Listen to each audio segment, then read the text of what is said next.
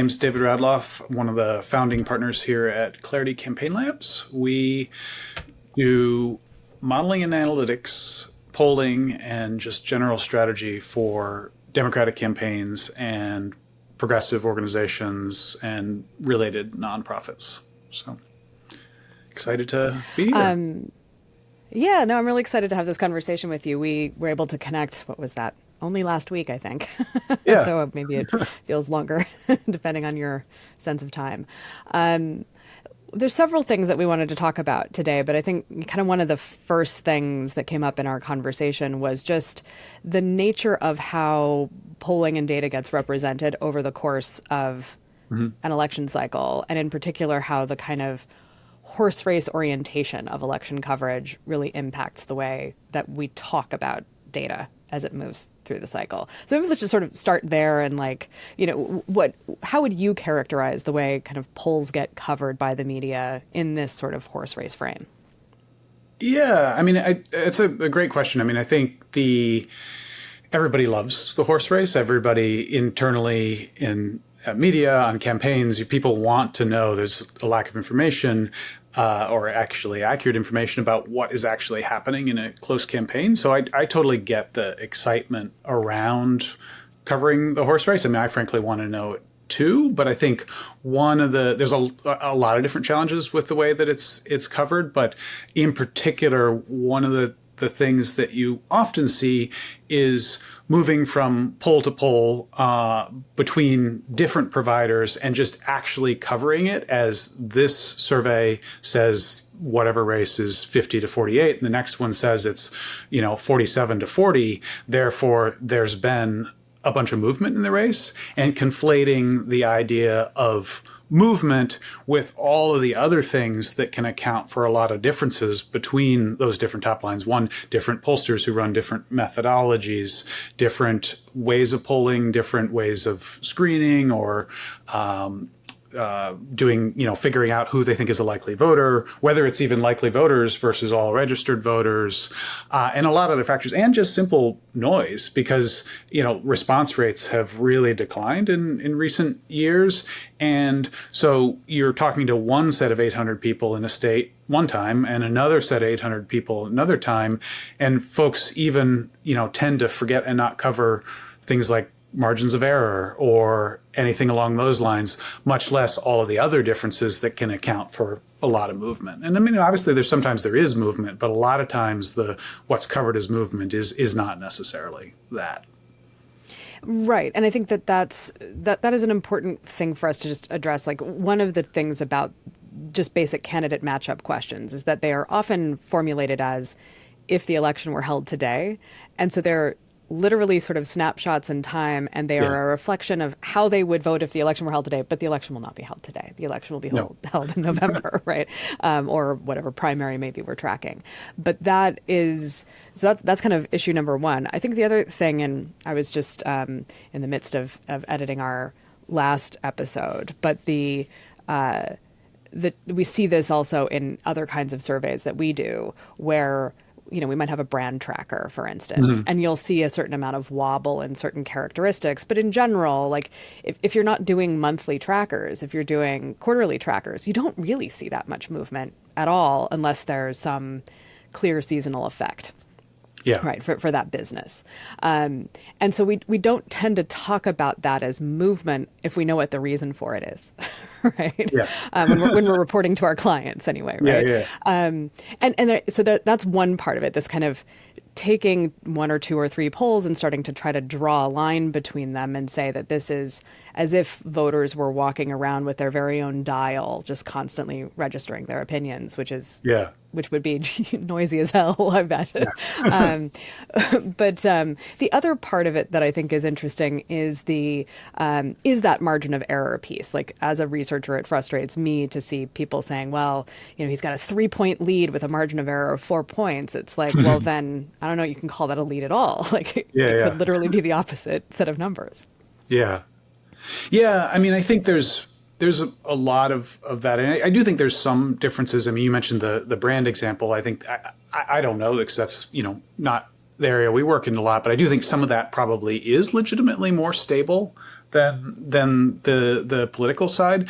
But I do think, yeah, a lot of it just simply isn't the type of movement we're talking about. And margins of error, I mean, folks, even internally who consume a lot of polls don't even remember that as much as they really should. So, yeah. So if you, maybe I'll take one step back and say this, like a lot of these reporters are not new to covering elections. So why do they do it this way? Why don't they seem to be more sophisticated about how polls work?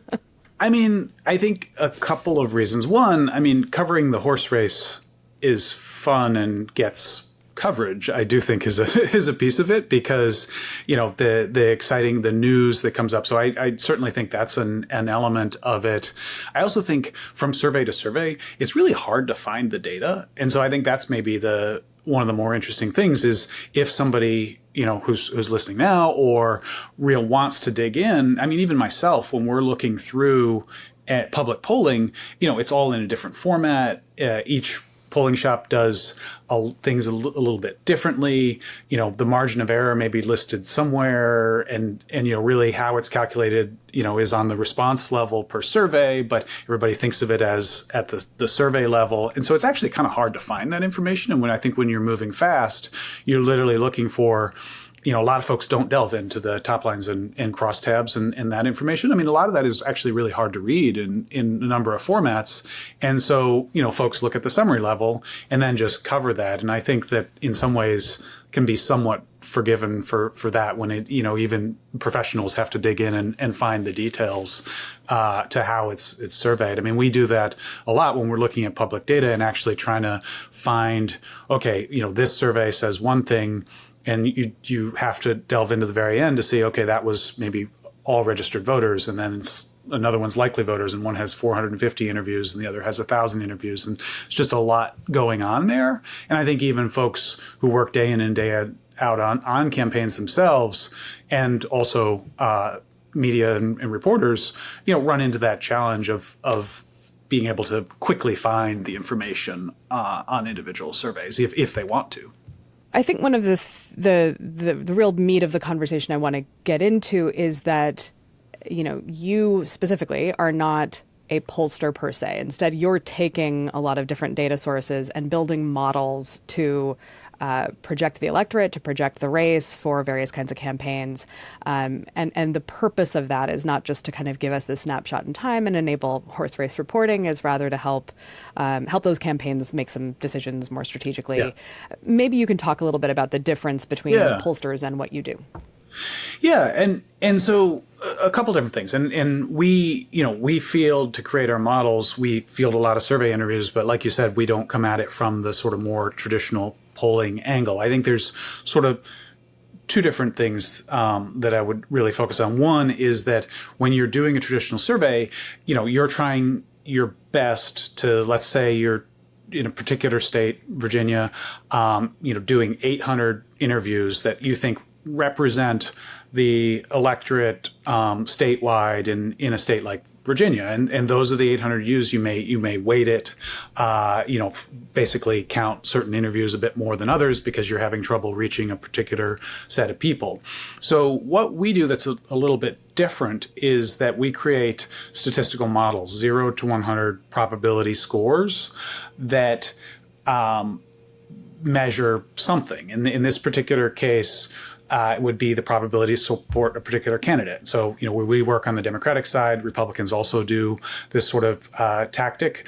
But, the closer you are to 100, the higher probability chance you have of supporting the Democratic candidate in a particular state or nationally, or in a congressional district even. And then so what we then do is, we field a whole lot of interviews on a much shorter sample survey. So, and we match that back to a voter file. So we may do, several thousand interviews in a state and then link up those interviews. And we do them the same way with the candidate head-to-head question.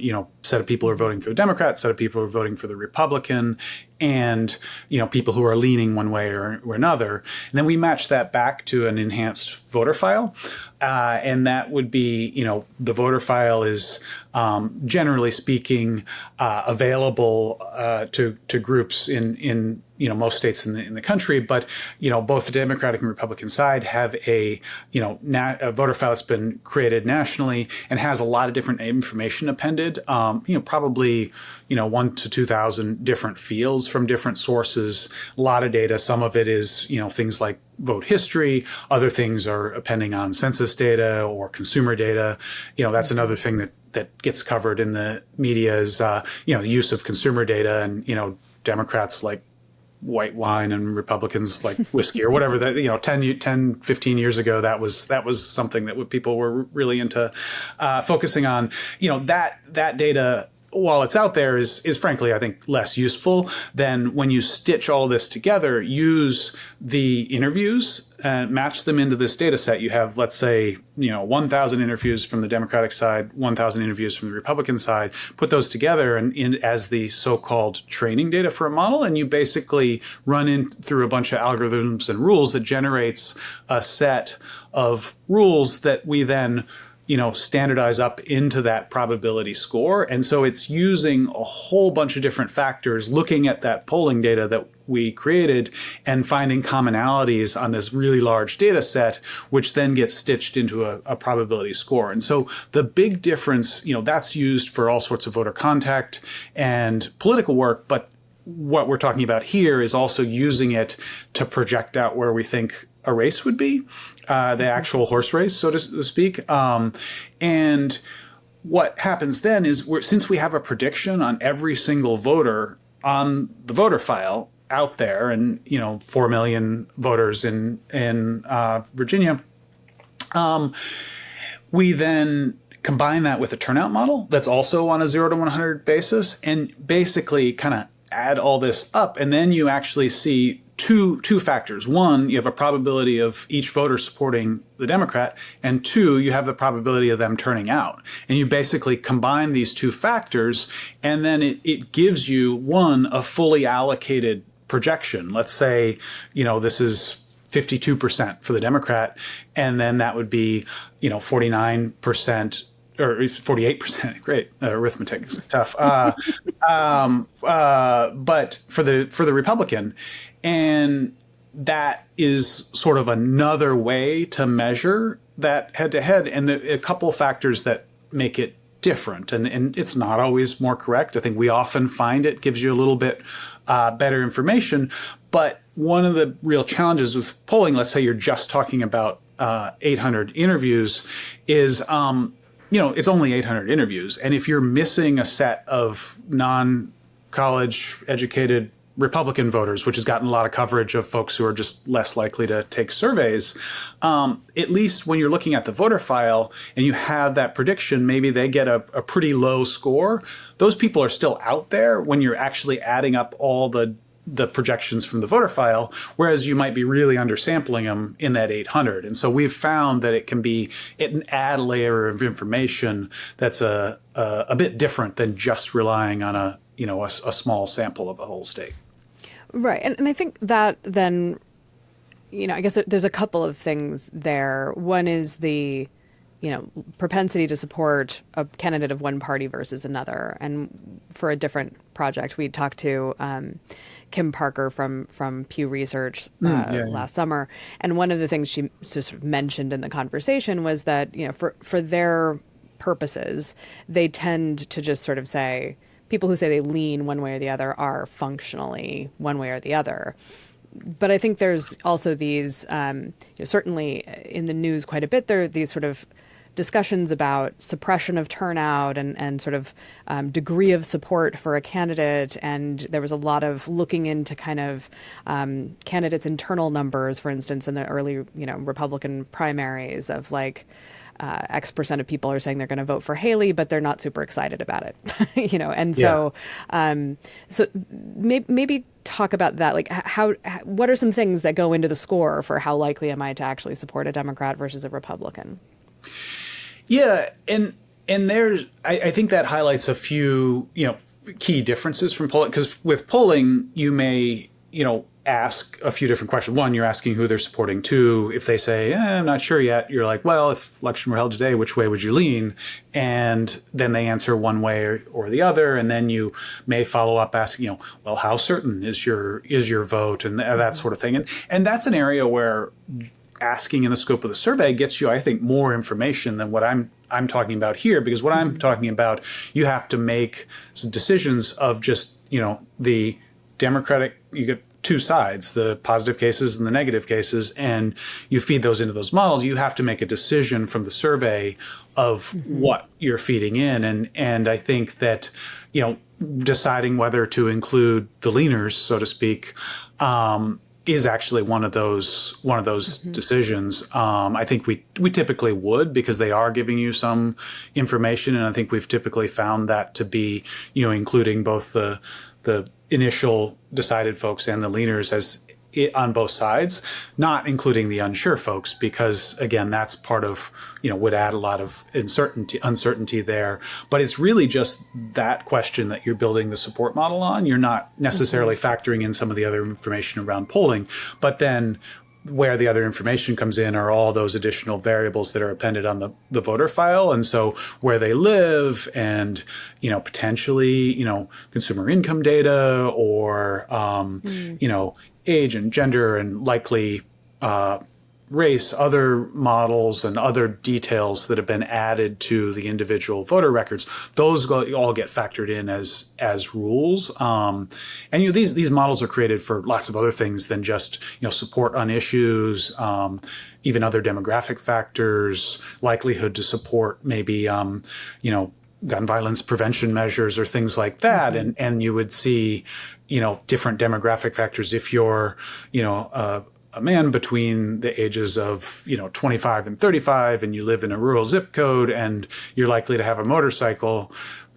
statistically that's kind of close to a rule that would say maybe you're not so supportive of certain gun violence prevention measures and that sort of thing. And so it's that type of data that adds up into it, rather than a lot of different questions on the poll that feed into the modeling, if that makes sense. So. Yeah, absolutely. I mean, this is something we occasionally do with using some tool like ArcGIS or something like that to, my friend Farrah Jacob, who works in the marketing and advertising world, talks a lot about, there's a lot that you can determine basically by zip code about consumer behavior. And census data, census blocks, that's hugely important to this. I think that folks really tend to focus on individual data points, but there's really a lot with census, that's, and particularly with the the newer data coming out, it's really helpful in this type of modeling. Right, and so that kind of helps you model who's, and I think it's important to say the reason to model that is also that you have a lot of voters who have not declared a party affiliation, and yet they vote one way or another. Right? They're still, and roughly half voters. the states that people can't register by party even if they want to. My own home state, or where I grew up, live in DC now, where you can register by party, but Virginia doesn't have party registration. So the only indicator you have in the state of the Democrat traditionally is which primary they voted in, which is information. But then you get a state like Michigan, I don't think they even track the partisan side of which primary you vote in. So you really have very few clues without doing something like this, who the Democrats and Republicans are. Right. I mean, this is something that I think a lot of people don't realize. And also, if you're like, I'm originally from Oregon, which has a very particular way of holding elections and has had that way of holding elections for a long time. And even before, mail-in voting. Before it became cool. Yeah, before it became cool. Thank you, hipster Oregon. There was also just things like, I grew up receiving a voter guide that took you through all of the candidates and ballot measures, and people could submit statements in support or whatever. You got the full text of the amendment language or that kind of thing. I live in New York now. There's no voter guide. Vote by mail is still this thing where you have to fill out an affidavit that you really actually have to do it. And there are closed primaries. Not every state has closed primaries. Not every state forces you to pick a party. I did some work with independent voters in Pennsylvania several years ago, and many of them believed that they were registered independents but they were actually just no party. Yeah. Right. And so they believe they're a member of a party called Independent, but they're not. And I think in some places there is like an Independence, CE, not T at the Yeah. end party, but they weren't members of that either. So, and we Yeah. had voter file to be able to verify their party registrations. But I think it's important to keep in mind that from state to state, this is not a standard way. There is no standard way of determining people's party affiliations.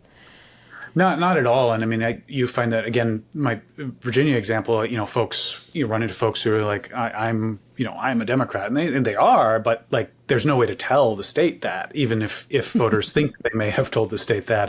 You get to pick, when each primary, you can go in, you can decide, it's open primary, so you can decide which primary to vote in as you head in there, and sometimes you get some crossover. Folks, so there's nothing competitive, so folks will cross over, but that primary data is really heavily used in traditionally in political targeting. How is same-day voter registration going to affect modeling? It definitely makes it harder because you don't know, particularly with the turnout models, and you gave an example, Oregon and any states that are all vote by mail or heavily vote by mail, affects the turnout model. Same-day registration affects both the turnout model, and we actually saw that recently in the Virginia state legislative House of Delegate elections that we worked in this past year in 2023, is that if you're anticipating, there's actually two different House districts, one down the Roanoke area and one out Williamsburg area, that Democrat actually did significantly better than you'd otherwise think, because there were two different college campuses where folks would show up, and there's really not a great way to measure that. And so it's not something that you can factor in. There's whole states, Wisconsin, New Hampshire, where you have, for a long time now, same-day registration. And so that information is often not factored in to the modeling, our turnout model, or even the sports score, because those people don't exist on the voter file. And so we're relying, I think one of the advantages we have is we're relying on, we know all the people who exist on the voter file currently. And that actually gives us a significant leg up sometimes of just sampling a set of people out there. But if the people aren't on the voter file and they can easily join as part of voting, you're also not going to capture them. And so you have to, that's where there's a lot of art still with the science. And this affects polling too, because if you're, oftentimes polls now are sampled from the voter file, even if you're not doing modeling, you really will, take the voter file. And I think that's a great development, because you're actually pulling from a list of voters and making some decisions around that, pulling a list of phones or to either text them or call them or other factors. But they're also typically not captured if people aren't on the voter file to be sampled from. So. Right. So I think this then also gets into the other part of this, which is, so there's, propensity of support for one party or another, but there's also this question of how likely is someone to actually turn out and vote. And you do have pundits who at least take a look at the basic description of the sample for polls. Are we just talking about, a non-sponsored YouGov poll that's all U.S. adults? Or is it, registered voters? Is it likely voters? Maybe talk a bit about what is a likely voter. I mean, there's sort of, APOR publishes a standard for screening people into a survey. People use what they use. But what's a likely voter as you understand it? Well, that depends on from survey to survey, even sometimes within the same polling shop, it depends on which polling shop's doing it. I think everybody has their own definition of a likely voter. Some follow the traditional methods where, which, I can't recall off the top of my head, but, you can look up, as you said, on APOR and actually see the, survey. You screen folks, ask people how likely they are to vote. We've found recently, and that's one of the things, because we check things against the voter file, that traditional screening method is not something that we personally prefer, because there's a lot of factors. One, people, either trying to get off the phone or for other factors say, nah, I'm not voting. And you can do some tests. And this has been even, 10 plus years ago, we did some checks like this. You actually see, among those people who said they're not voting, you line it up with their voter file record, and many of them do actually vote. Yeah. And that data They just don't is, want to talk to this yeah, pollster. they don't Yeah. want to talk to it. And, you get the flip side more, as well, where people say they are voting because there's kind of a bias towards the socially desirable response there. When you check those responses, they're just typically not that accurate in some cases. And that's been the case for a long time now. And I think that's something that, really hasn't been traditionally factored in as much. And now more and more folks are looking at that. But I think the other factor that makes, creating a definition of a likely voter even more challenging is, you really have to ask what type of election. Is this the Virginia off-year election 2023? Is this the, 2022 election? Is this before that in 2020? Looking ahead to 2024, likely voter definitions obviously change, and people do adjust their methodologies, but increasing the problem is non-response. And one of the challenges is just simply now, and I think this is more so than 10 years ago, definitely more than 20 years ago, is really can't get non-likely voters on the phone. And so, or even to respond to any type of survey. Online, I think typically, we'll do a little better at that. You get some folks, particularly in some of the panels, there's other challenges and other sources of bias there as well. But really, in terms of any traditional polling, that's phone-based, either SMS or voice, the non-likely voters hang up.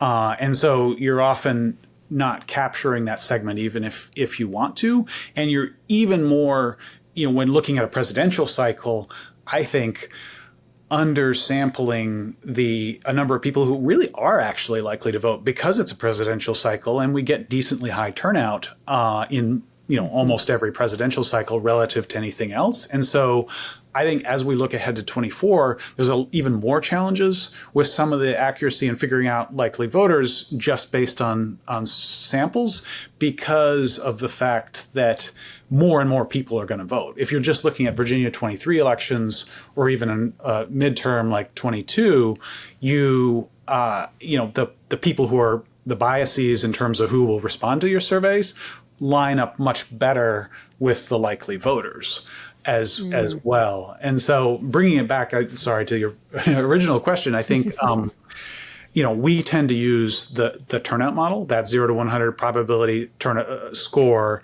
that, we rebuild that for every election cycle. And so a 2024 turnout model is much different, has much bigger expected turnout than, let's say, Virginia 2023, which is way narrower, or even than 2022, which is obviously, a wider universe, but not nearly as wide as the 24. And so we tend to rely on that voter score that's based on the actual voter file for everything to do. And we don't terminate based on the likelihood to vote question, don't even really use that in, for instance, weighting, because we match everything back to the voter file and use that turnout score to weight the surveys rather than anything on that voters have actually told us about their probability to turn out.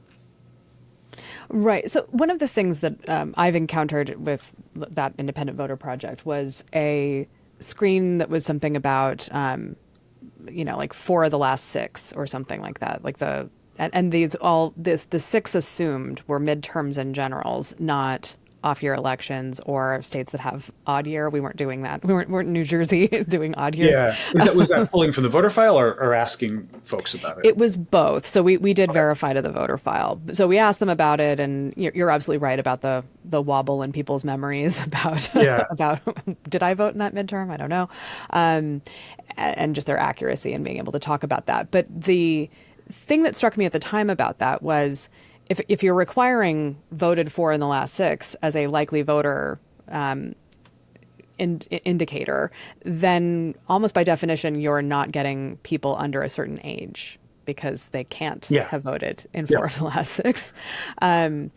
And so, I think this kind of sample bias question of people who don't respond to polls, people who wouldn't make it into your model because they've never voted before, people who have only just become eligible to vote, all of those things kind of are in the realm of sample bias. But I think the one that has been getting quite a bit of attention, particularly since 2016, is the non-response bias of the Yeah. people who aren't responding to polls, even if they're being contacted. They're not answering the phone, or they're not taking the online survey. They're not responding to the text.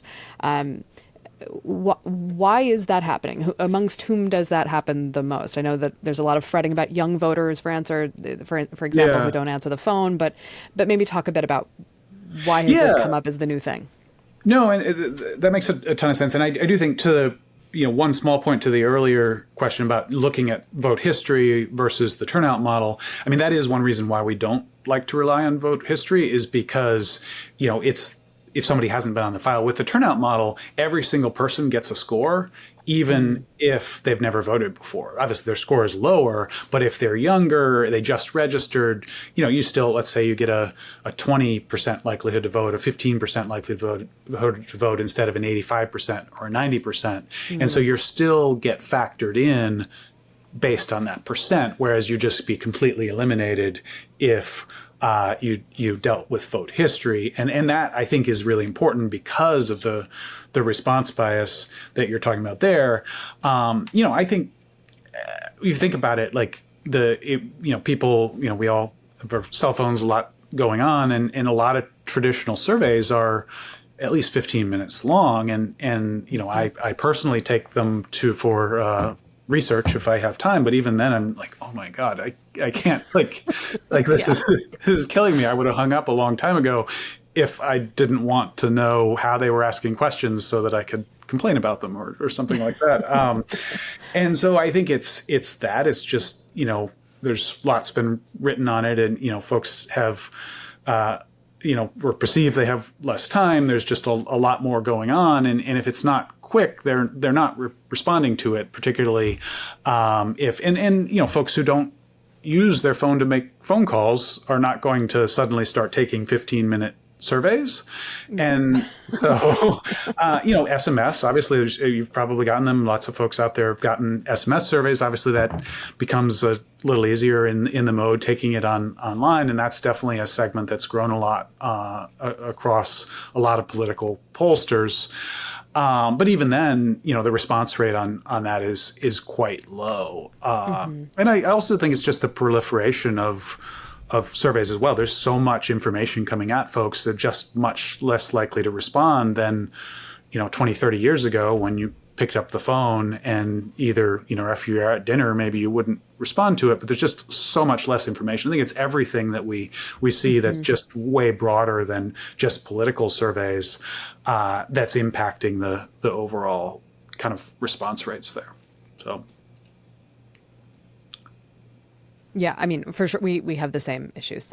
Response rates are through the floor for all kinds of market research.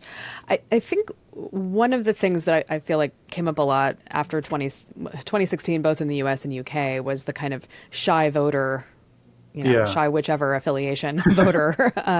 Shy Tory was the original one, and then shy Trump. But this idea that one of the things that made Trump's success in 2016 a surprise to a lot of people was that he did well among people who were unlikely voters and who did not respond to surveys, and that there has been, a little bit of a meal made of the idea that certain kinds of conservative-leaning voters in particular are, in recent elections, have been less likely to respond to pollsters because of attitudes towards polling, for example, whereas Democrats have been enthusiastic. Trust in media, maybe, that's similar. Yeah. And meanwhile, Democrats will answer the phone and tell a pollster what they think because they're, some sort of go team go kind of thing going on there. So how does that factor into...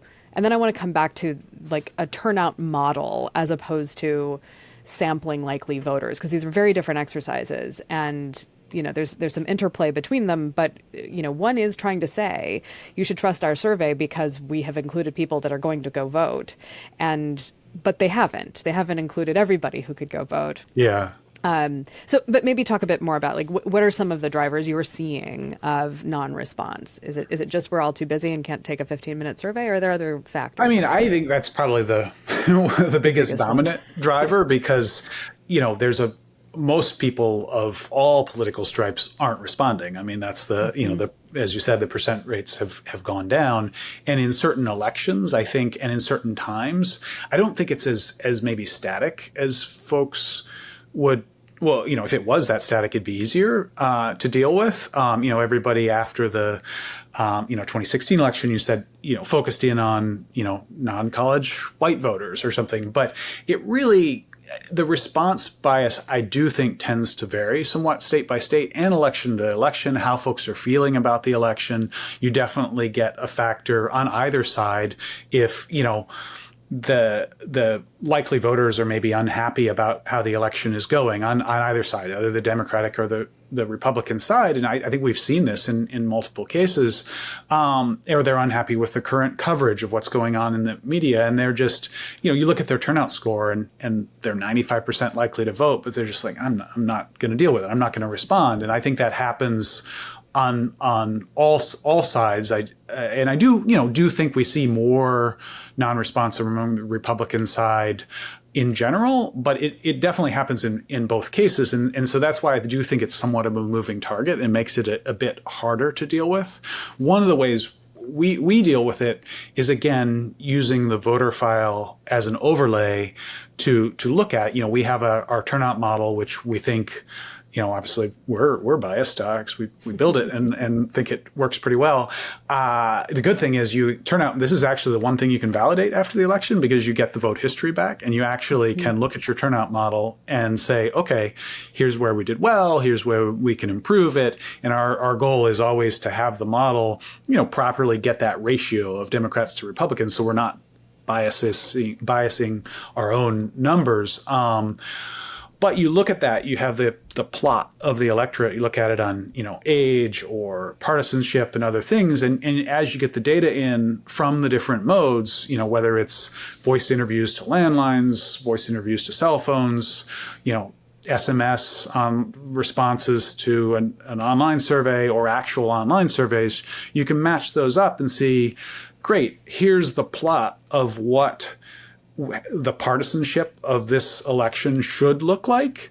And here's the plot of all of our survey modes together. And great, we actually see there's not enough Republicans in the sample, or there's too many Democrats, but the right number of Republicans, or it's too college educated. Every sample's too old. You always see that the bulge of the, and particularly in 24, you're going to see that because the younger voters are more likely to vote. Older voters are more likely to vote, but there's definitely a set of younger folks that are undersampled there. And so I think that's one of the best things you try to do, is just be a bit more transparent about how this looks and compares it to the voter file. And that's one of the ways we deal with it, in addition to using multiple modes to reach people, because, particularly state by state, those modes can really vary in terms of who's responding to which one from a partisan standpoint.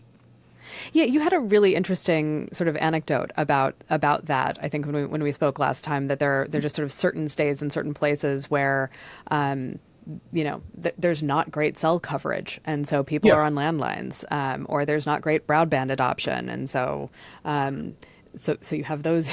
those and I mean you well. get.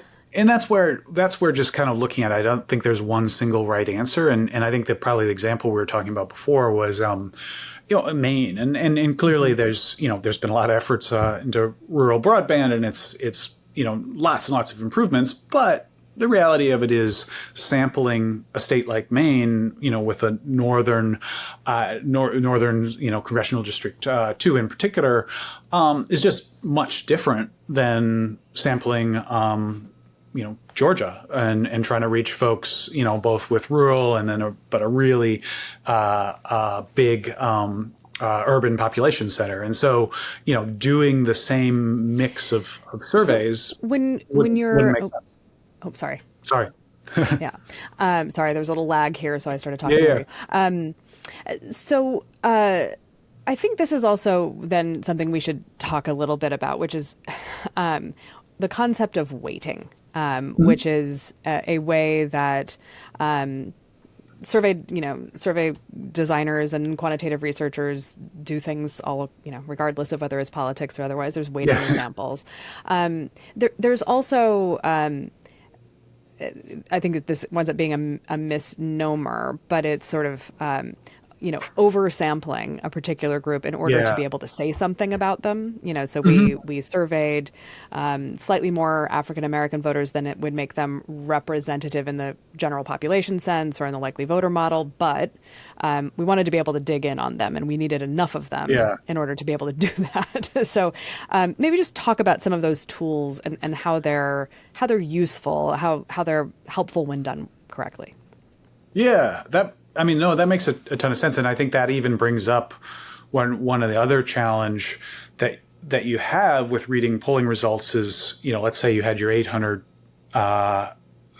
interview survey that's our 800 best, most representative responses in a particular state.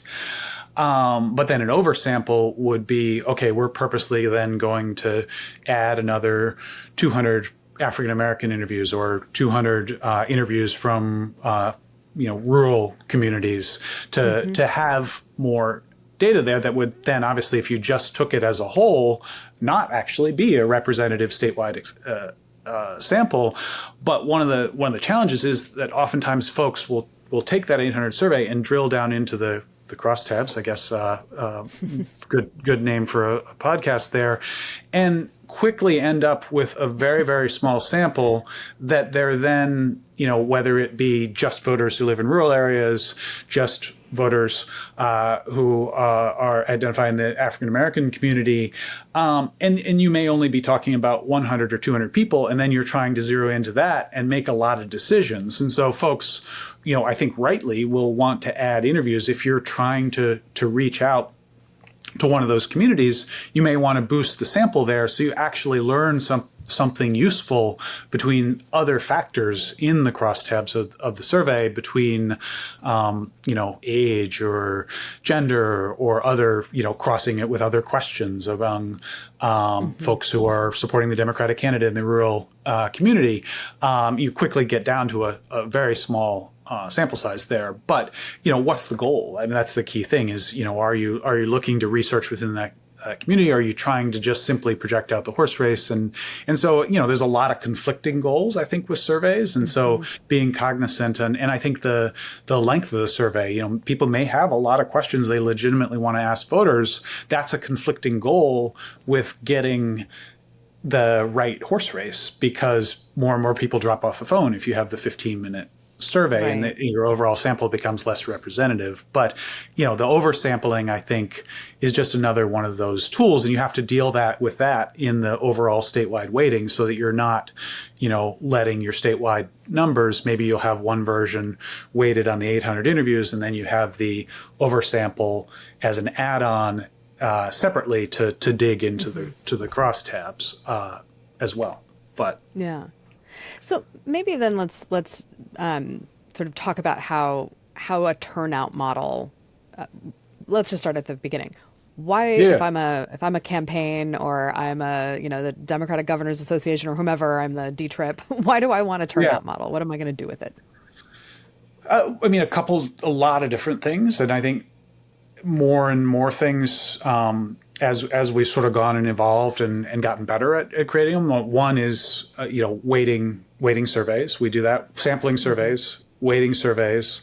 You mentioned before sort of the weighting, but that's figuring out kind of using the turnout model to proportionally weight responses based on how likely they are to turn out to get to the likely voter sample. That's just one thing. But one of the original applications of turnout scores is, field communication. And, outside, I think potentially the scope of what we're talking about here, but,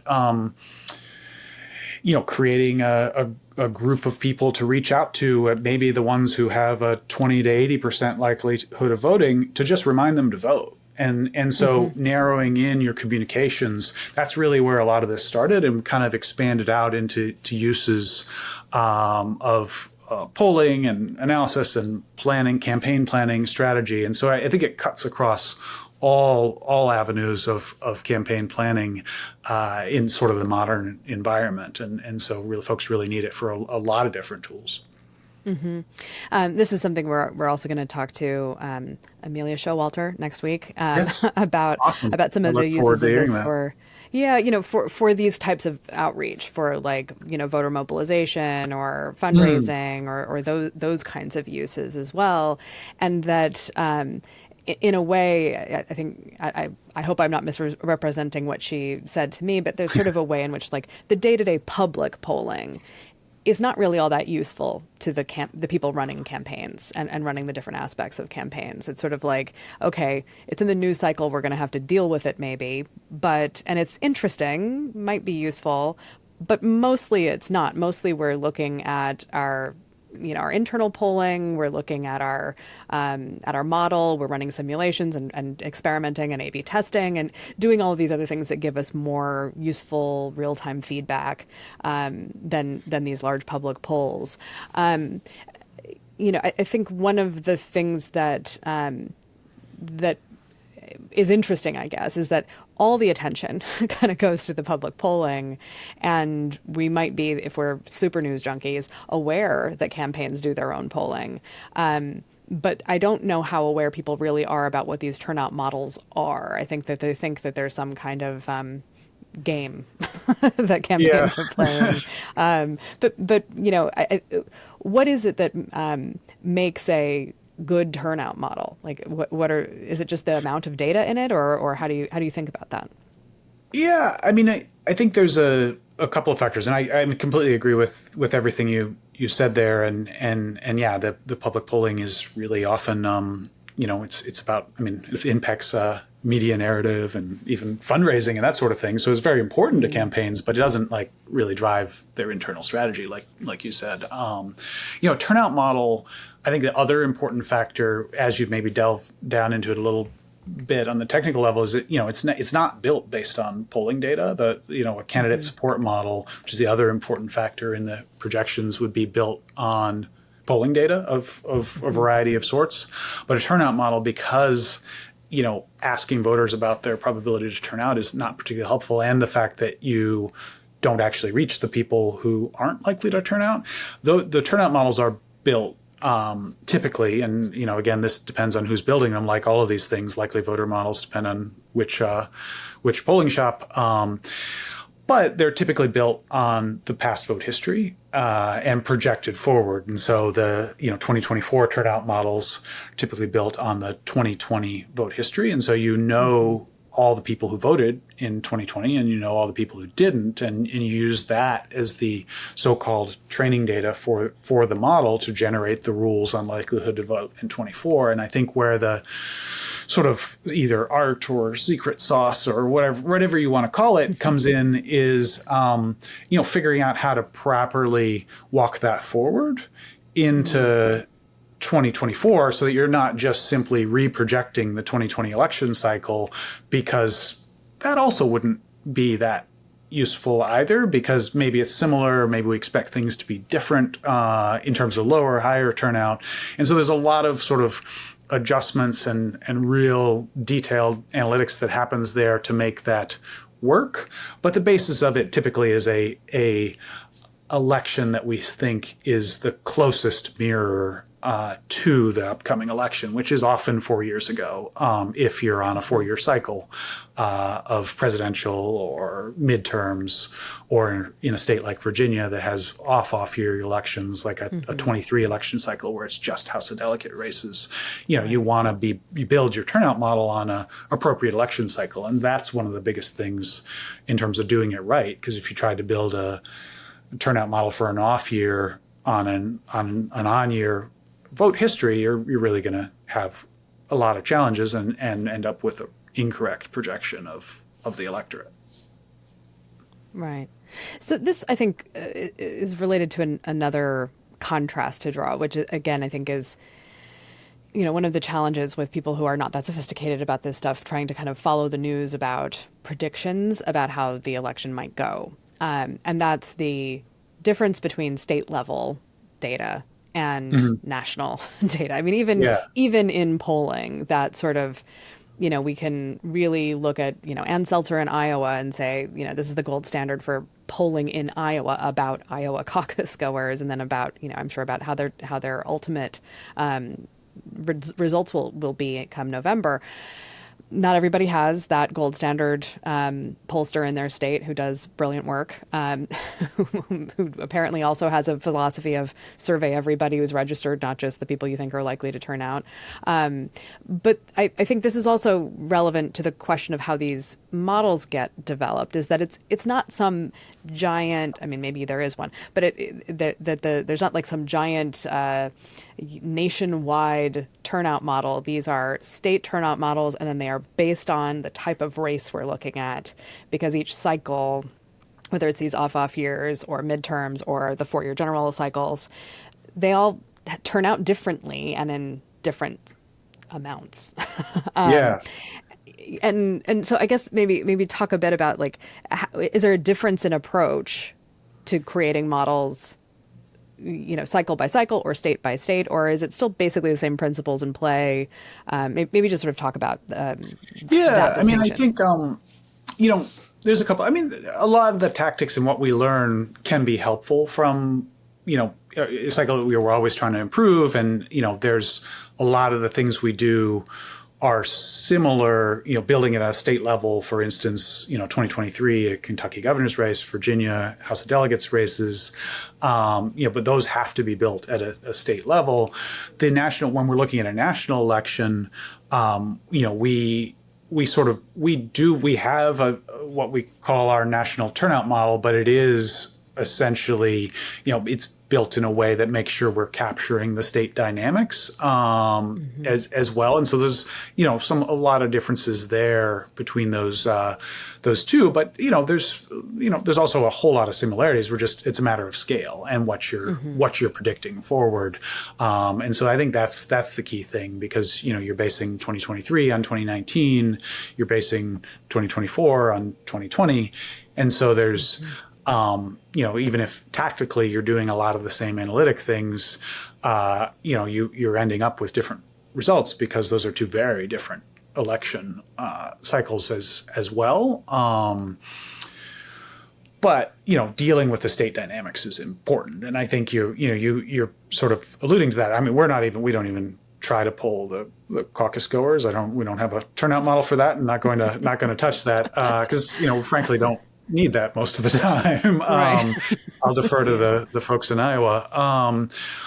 But I think that, that's really what our recommendation and bias is just like looking at the state, both in mode and in likely voters and voting patterns. States vote, Oregon turns out at a really high rate, and, Washington, D.C. turns out at a really low rate in the general election, due to competitiveness and all sorts of things. And so that understanding the state as part of what we're looking at, whether it's the turnout model or the sampling overall, I think is one of the biggest things that we focus on. And again, a national survey is obviously very different. There's been coverage of that in terms of the presidential head-to-head nationally is different than state by state.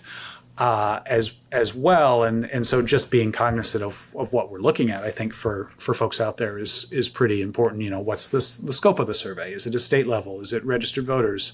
Is it likely voters? What modes did folks use? And how was it created? How is the likely voters defined? Are all, I think, the stuff we like to focus on when looking state by state. So. And so as the course of a campaign goes on, and maybe this will be kind of my last question before my very last question, is as a campaign goes on, and there's the theory of the official start of a presidential election year is January, which of course is a lie. But as a campaign progresses, how often are you updating your predictions based on the model? How often are you updating the model?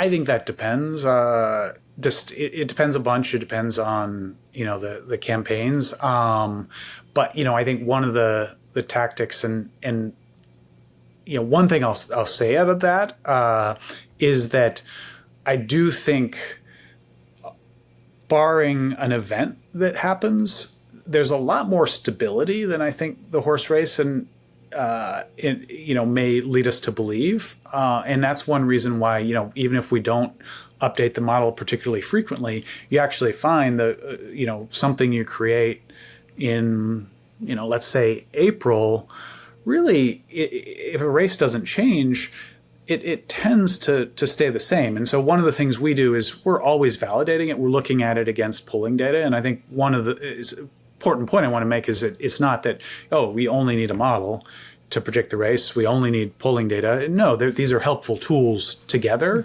because it is much easier and more cost effective just to run a quick tracking survey and get more data than it is to go through the whole scale of rebuilding a model. And so it's a big endeavor. And so, you're not necessarily going to update it particularly frequently, but you may keep an eye on things with tracking surveys and matching that to the model and seeing how they look. Oh, does it look like this difference in the top line in the tracking survey is a real difference, or is that just movement in the sample? Is that just noise? And so that's that's how the tools can be really helpful together, is looking at the model. You look back at the model in the voter file and think, we just think this survey is very much in line with what the model said. Things haven't really changed. Or, wow, it's starting to, things are starting to look different a couple months later. Maybe it's time to do a bigger scale update. And so I think it's, because this is an internal strategic tool, it really varies a lot and is just something we like to monitor rather than,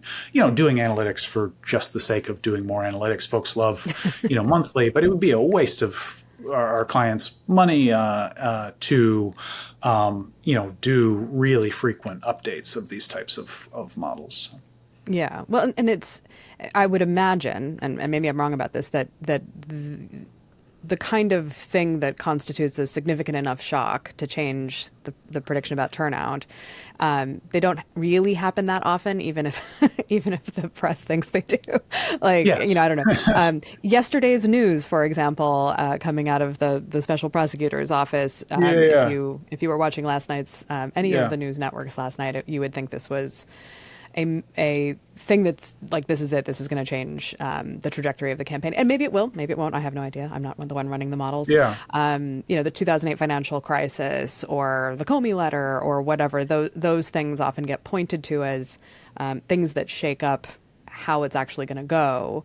But I wonder if that's accurate. I mean, do they have that big of an effect on the turnout model? I mean, I think in terms of turnout, and there's sort of two factors. Does it have an effect on overall turnout and whether people are going to vote, or does it have an effect on who they're going to vote for? And those are, again, the two different predictions. And I think sometimes they have an effect on one or both, and oftentimes they don't. And often at times I think it's timing, and, I tend to think that and how much information is available about the candidates. There's a lot of information available about the presidential candidates, and a lot more than most people want. And so a lot of people are, people's assumptions and thoughts are really, already baked in. And so does news in early February, really impact a swing? I'd be inclined to think that a lot of people have ingrained in those opinions, and that this is a case where whatever the model says and the that prediction isn't going to blip as much as maybe response rates in polls. And so I think that the bigger thing that happens with these sorts of news items, unless there's something that truly has new information or defines otherwise undefined candidates, is that the blips oftentimes are the blips in response rates after big news events. And so I think that tends to be an important thing that folks lose track of, is that it really is. It's changing the response rates on surveys. It's changing. The Democrats are mad and they're hanging up because they don't like the recent news. Republicans are a little more excited because they're like, oh man, our guy's going to win. And so that might up their response rates. And I think you see some of that. But I don't want to undercount the fact that information does change races, and trying to tease out when it is and when it's just simply changing our measurement of it is a really important factor there. Mm-hmm. So my last question is is there something we didn't talk about today that you think is a thing that people often get wrong in thinking about or covering polls, data, et cetera, with respect to elections? Is there something that annoys you in the way that it's talked about, or the way that it seems like people understand it? In my world, I have lots of those, but I don't know about for you and yours. Yeah, I mean, I think we've hit on a bunch of different things that really focus on that. I mean, I do think maybe to just give a specific example that I think is the thing that jumps to mind as most annoying is, we looked at this in the Kentucky governor's race in this last year in 2023, and there was a lot of coverage in state of the trajectory of surveys and how much movement had happened at a sub-demographic level, and looking at, younger voters are, supporting the Democratic candidate. We're supporting the Democratic candidate at 60%, and now there's actually been a 25-point swing. And, really covering that. And then when you rolled it up and you looked at the two different surveys, the first one was 1,000 interviews of registered voters. And then the second one was 400, and I may have that reversed, but 450 interviews of likely voters. And they're just completely different. And you're talking about movement of a sub-demographic, younger voters who don't respond very well to surveys. And what percent of the 450 voters were actually young voters?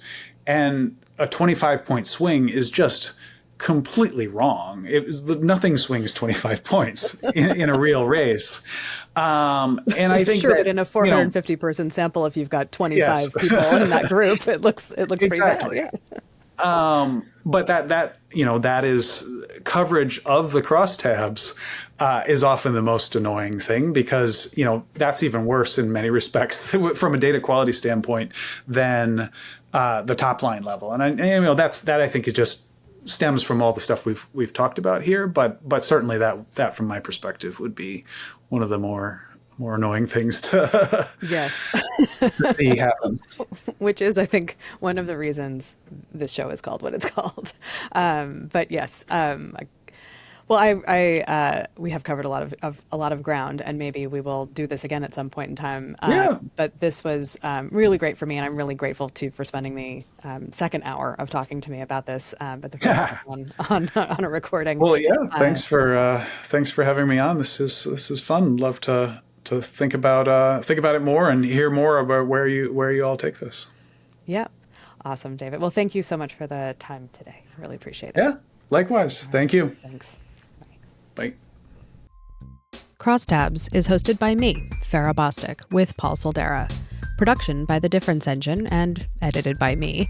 Music from Audio Jungle by S Audio. Find us at crosstabspodcast.com, where you can subscribe to our weekly newsletter and find out immediately when new episodes drop. Tell your friends about the show, subscribe on your favorite podcast service, drop us a note if you have any questions about poll design or sampling or weighting or anything else, and we'll see you next time.